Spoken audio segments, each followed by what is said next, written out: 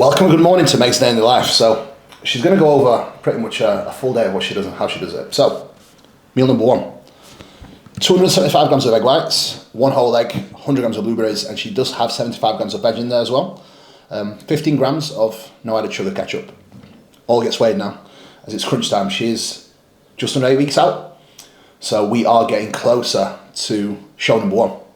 For me, I've got 2 whole eggs, 150 egg whites, 100 cream of rice, 100 blueberries, 35 ISO Pro, and all the health subs. I'm pretty sure she already has, so that's how we start the day at the moment. Her food isn't low, but it definitely isn't high. It's definitely lower in past, but very soon it probably will take a little bit more of a drop just to keep her moving in the right direction. She's definitely on track for where she needs to be. The best she's ever looked by far. Much bigger, but much more quality this time around as well.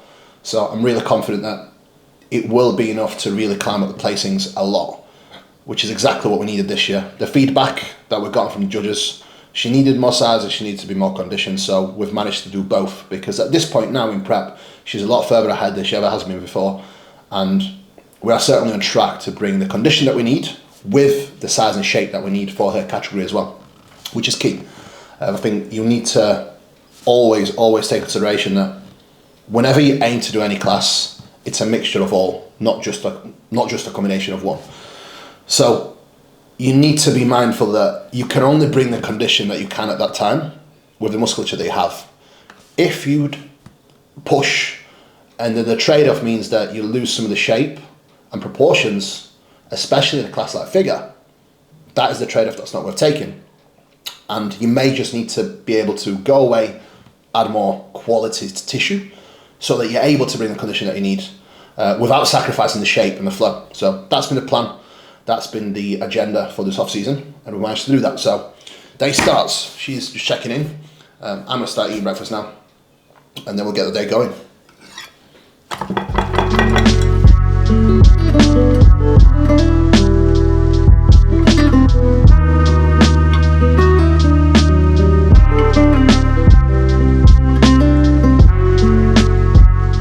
So Kuba has done the pleasure of introing my video, which is very nice. But I thought I'd tell you what I've been doing, not how I am, or how I am as well. Basically, I have done the same thing for the last 4 years since I've become an online coach.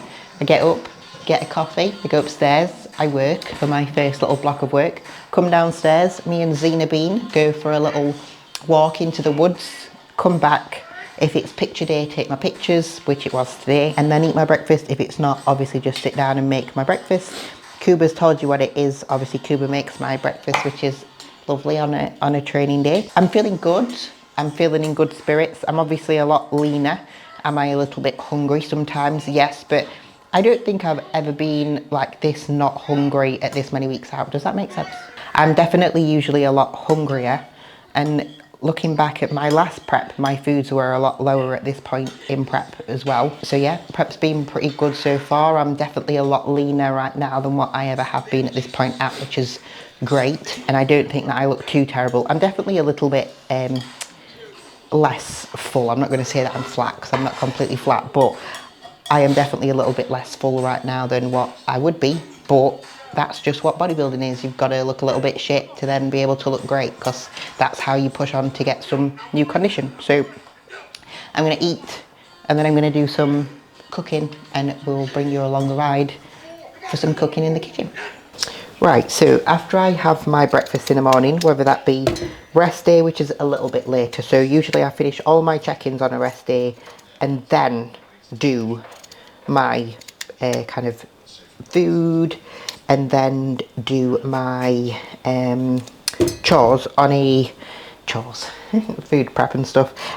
When it's a training day, I tend to do work block, eat a little bit earlier, because obviously we have more meals, I guess we could say, on a training day, because you can count your intra-workout as a meal, especially when it's got carbs and proteins in, like ours do. So we start foods a little bit earlier on a training day. So I do my meal prep now, which is part of obviously my daily steps. It's not part of your daily steps if you sat there moving your hand about and you actually lean against the side. I should probably just chop these on the actual chopping board, but you know, we're here now. But if you are moving around and you're not leaning into the side, it does count to steps. So if you are someone that's counting your steps with your ring or your watch, and you're leaning into the side and still calculating movement through doing that, you are not putting effort in and you're just calculating steps. Same as when you sat at your desk and you're doing lots of typing or lots of work with your hands. Your calculator of your strap doesn't know that it's not moving around, it just tracks movement, so it will track steps a little, and then you're not actually doing anything to calculate those steps.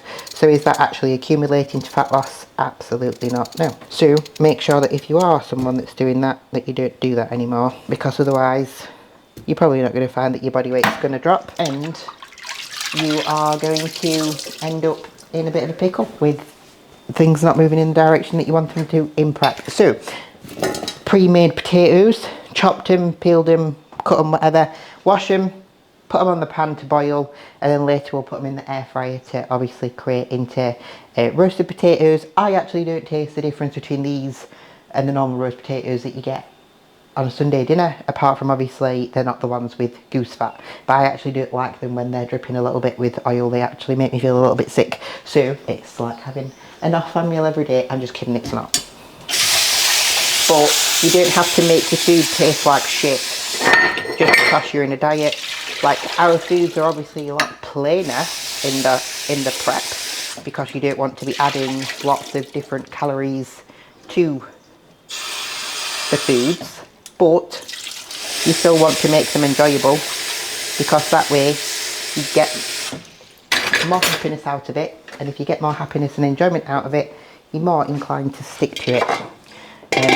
I find that the people that come away from bodybuilding a little bit too early are either the ones that can't diet, which that's not a bad thing, some people just can't, or that you don't actually make effort. Some people don't make effort with their food, so then obviously you end up in a position where they don't enjoy it because they don't enjoy the foods that they're eating. If you make a little bit of effort with it, you will enjoy it a bit more.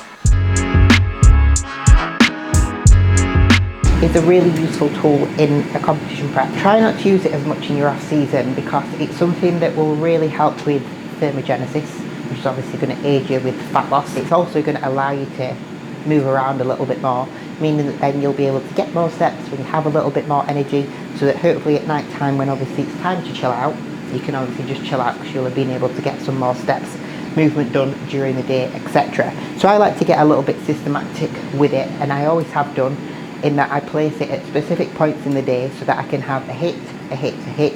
Makes me look forward to that extra little bit of energy, and it means that it helps with digestion in the morning, being able to obviously go to the toilet and stuff. It also helps with, obviously, like I've just said, moving around a little bit more, which is going to help you with fat loss. If you have it all the time, you actually just become a little bit just used to it, like you don't really get the effects of it. So what I like to do is a hit of coffee in the morning about an hour after I've woken up, just because if you are taking things like thyroid medication, you don't want to be doing that right at that same time. Then I like to do it at a midway point in my day, which for me is about 11 o'clock. And then I like to have one before I train. If it's a rest day, that third one, I don't actually have it. I just tend to have something like a sugar-free 7-Up that's not got any caffeine in. Again, it's just something that's there for niceness and it helps me to feel really good, but it's not extra caffeine that's then going to keep me a little bit more wired at night time. If you are using fat burners, your Himbines, Clenbuterol, etc., they are going to keep your heart rate up. So you obviously take them in the morning to make sure that at night time you the heart rate's come back down a little bit more. So if you're having caffeine a little bit too late into the day, the same thing's going to happen. Your heart rate's going to be too high at bedtime, you're going to be wired, you're going to struggle to sleep. If you struggle to sleep, you don't get that kind of relaxed fatigue drop from that, you're then going to struggle to be able to drop the weight. So be systematic with it, keep it earlier in the day, it'll help with fat loss, it'll help you move around a little bit more, and it'll allow you to be able to have some good sleeps at night time.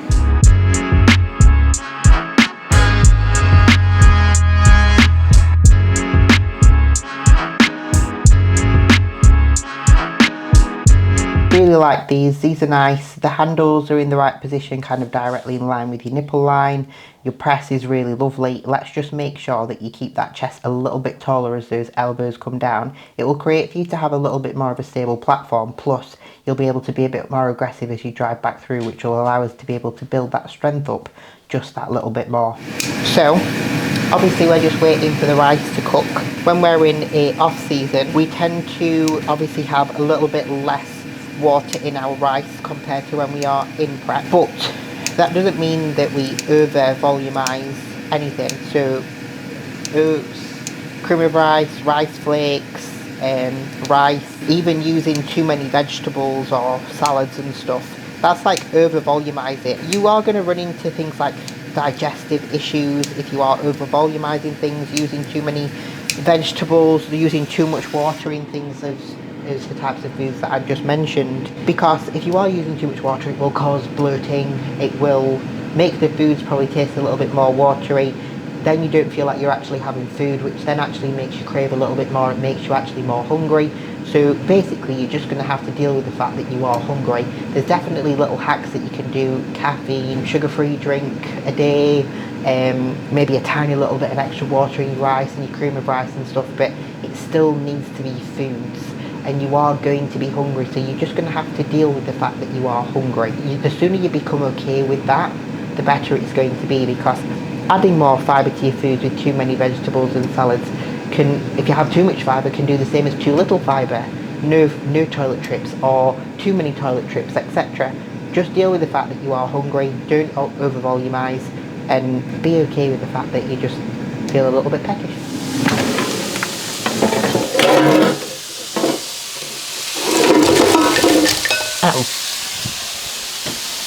Right, so I've just obviously finished all of my work. Well, finished my check-ins. There's still some form clips and stuff to do.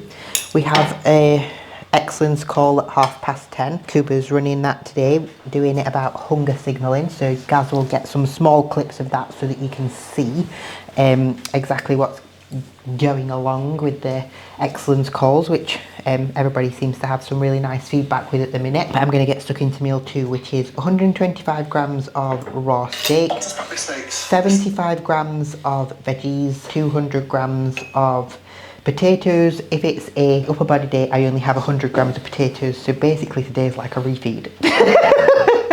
You've got high, medium, low days, but that's more so dictated by your sessions. So at the moment people do sort of do carb cycling, but they probably don't even know why they do it. They do like random high days and then just normal days. Doesn't really make sense. What makes sense is eating to your needs. So the way we structure diets, we eat to the needs of each training day.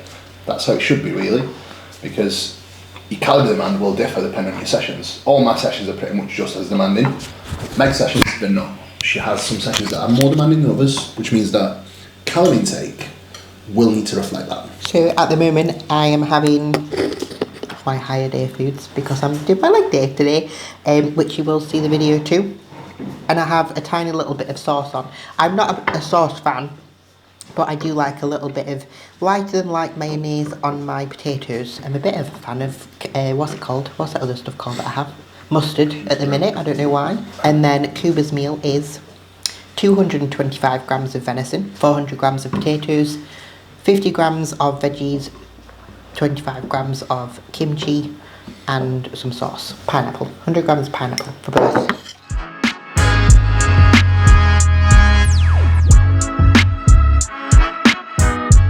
Good morning, welcome to the MK Excellence Coaching Programme.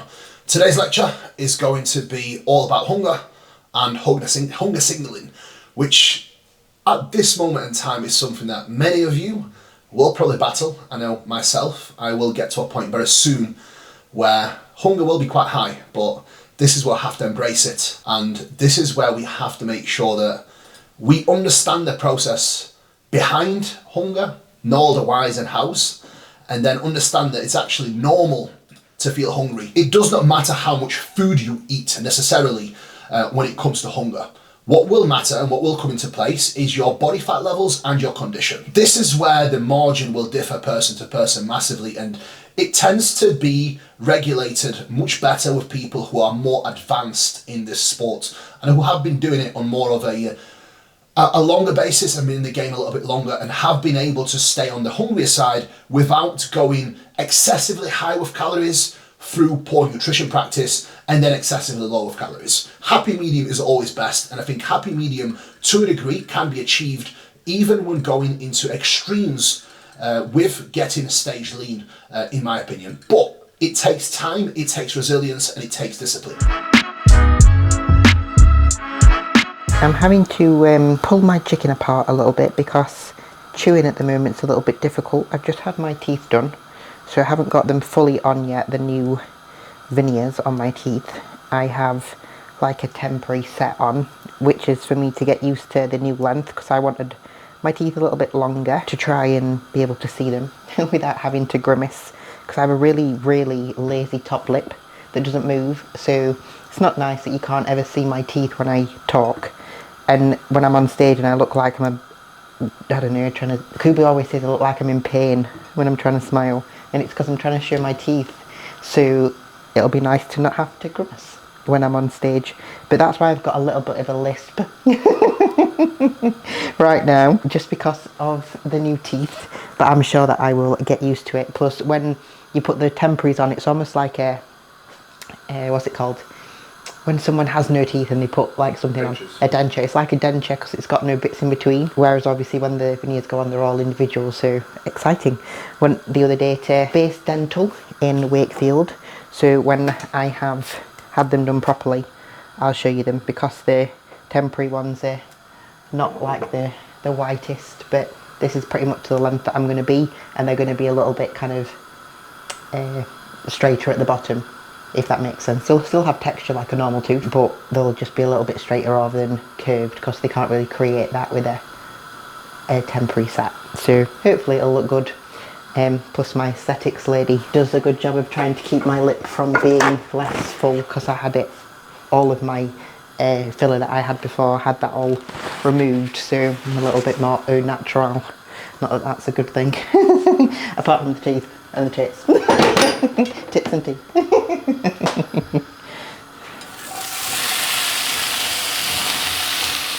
Right, pre-workout meal after all work is completed. Obviously we've just done the excellence call, which was based upon hunger signalling. You'll have got some little treats of knowledge bombs from Cuba there, but if you can control your eating, well, control your hunger, that will be the difference between you becoming a great bodybuilder or not, because I think that it's probably one of the biggest things that people do struggle with. And I'm not saying that that's a bad thing, like we all have our own individual struggles, but unfortunately as a bodybuilder, if you want to be able to prep and do that successfully and then have a really great reverse out from a show that's obviously then not going to stem into bad problems later down the line, being able to control your hunger is something that you do have to learn pretty quickly, and something that will really help catapult your journey, because unfortunately you're either going to be too full or probably a bit too hungry, and that's just what bodybuilding is. I mean, it's an extreme sport. I'm not saying that that's the healthiest of things, but it's the way that you are going to become either a good bodybuilder or not. On to pre-workout meal. I've got 100 grams of rice with very shredded 125 grams of chicken. I can't chew, it's really hard. Some vegetables, that's about 50 grams of veggies in there, 100 grams of pineapple and 2 shots of coffee. Cuba's got 125 grams of raw weight rice, 200 grams worth of chicken, 50 grams of veggies. Have you got any kimchi in there? No kimchi in there. 100 grams of pineapple and 100 grams of banana. We're going to eat it now, and we're going to watch Mr. Lunsford train his... Is he doing legs? Train his legs before we train our legs.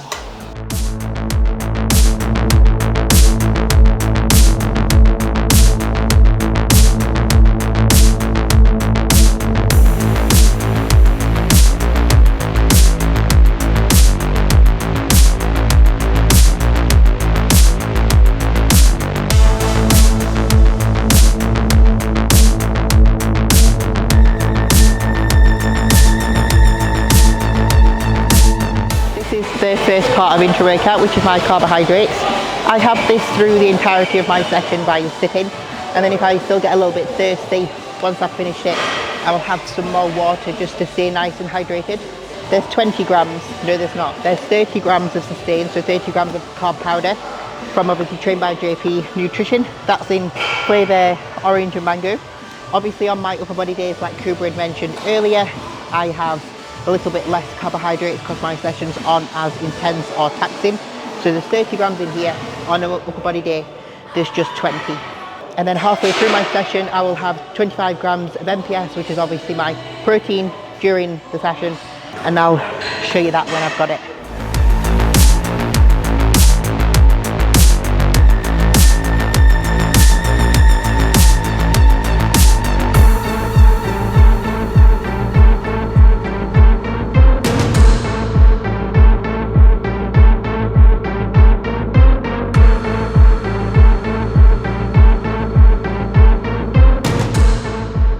Part of the intra-workout nutrition is the 25 grams of MPS. As I said before, I have this halfway between my session, from kind of halfway point between my last meal to the next meal, so that I get my serving of protein kind of within that time. Sorry, halfway between that point, just like a normal meal. If I have and sip on this throughout my session, when it comes to eating my post-workout meal, I already feel a little bit kind of full. So that's why I have this a little bit midway through, as well as obviously the fact that it just keeps them spikes of protein coming between kind of every 2 to 2.5 hours per day. Post-workout, we've got 150 grams of raspberries, we've got 40 grams of whey isolate, we've got 100 grams of whatever it is. this is rice flakes and cream of rice. It's the cookies and cream all mixed together. So I do 75% rice flakes, 25% cream of rice, all mixed together. I don't volumize it. I literally just put 300 mils of water in.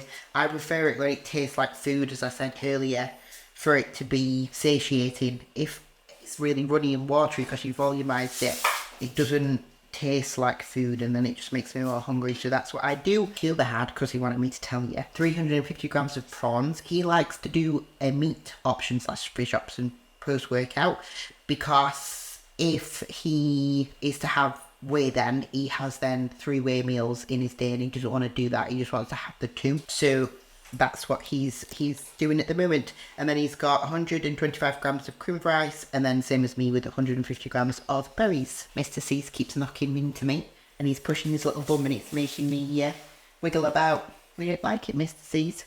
We just want you to sit there like a little good boy as we eat.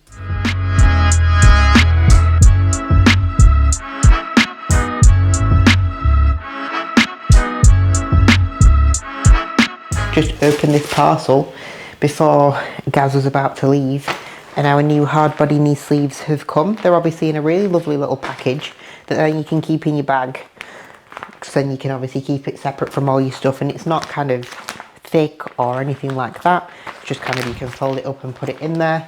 They're really smart. They're actually UltraFlex colours as well, and MK colours. We both love red and black. It's our favourite colours.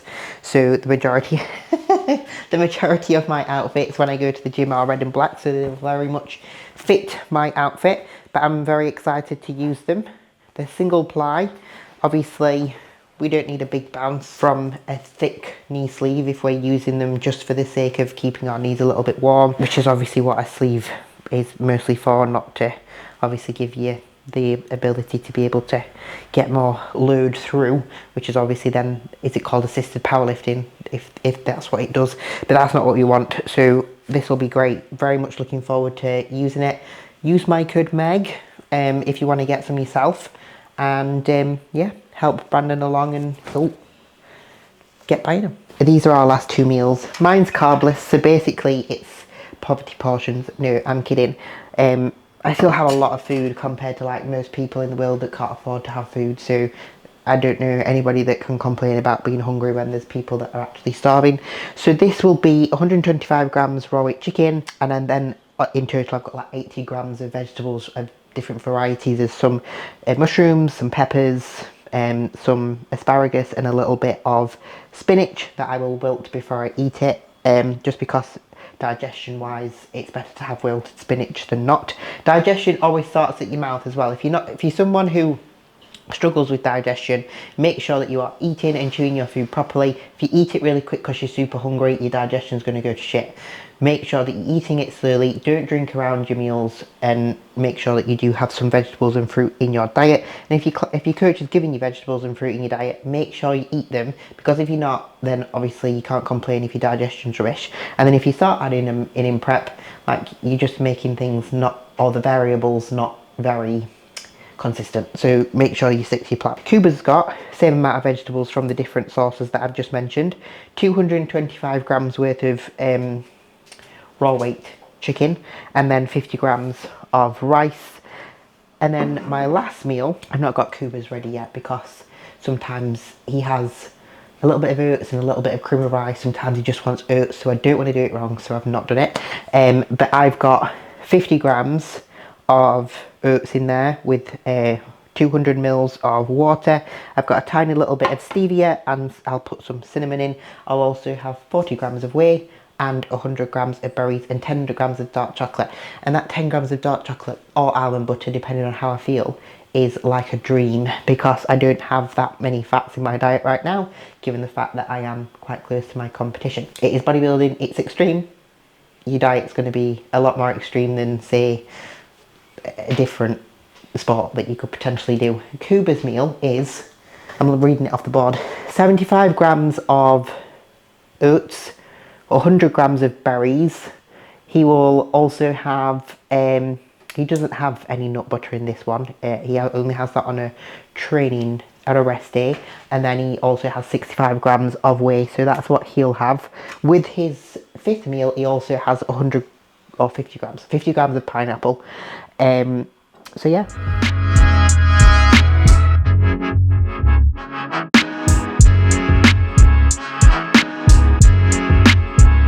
That's a full day of eating as a bodybuilding couple getting ready for a competition prep.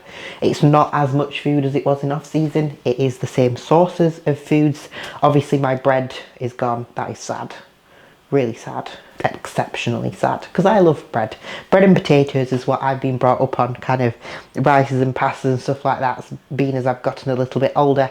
But I literally had bread and potatoes they were my carb sources all the way up until being, I don't know, like 15, 16 probably. So yeah, gonna eat all this, and then obviously it'll be time to go to bed. I don't think that I've got many steps left to do. If I've got many left over from after I've finished my bits in here, I'll probably head on the treadmill and do that, or see if one of the dogs wants to go out, but sometimes go to the door in the evening and they say no. They're creatures of habit, and they like their routine, which is obviously what bodybuilding is. So a dog's is a bodybuilder's best friend. Anyway, please like, share, subscribe, all that fun stuff, and peace out for now.